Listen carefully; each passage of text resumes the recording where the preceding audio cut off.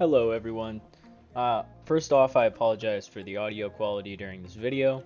I'm using a different microphone than what I usually use, so I did try my best to make this audio sound as good as possible. So today I'm going to be showing you what I'm about to be showing you how to make in the next few videos.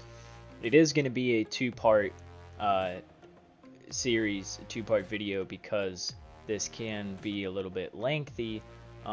But today I'm going to show you what you're going to be making, and it's an in-game loadout or an in-game shop, however you want to do it. But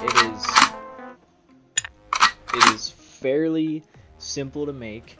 You do have to know a little bit about DS lists, but other than that, it is pretty simple. So what you're going to be making is this. You press a shop button, and it'll come up in game, and you can buy anything. Say we buy the Uzi. For me, it plays the sound, and then you just choose that weapon, whether it's a secondary or primary in my game, and there you go. You have a working in-game shop, and you can choose anything. And then if you want the shop to go away, you press the shop button again, and it goes away. Everything's perfectly normal. It's pretty simple, pretty easy. You can also use this for a pause menu. This is what I've used it for. None of this is finished in my game yet, but this is the basic framework of it. It's pretty simple, and all the keys work correctly. So that is what I'm going to be showing you how to program in the next few videos.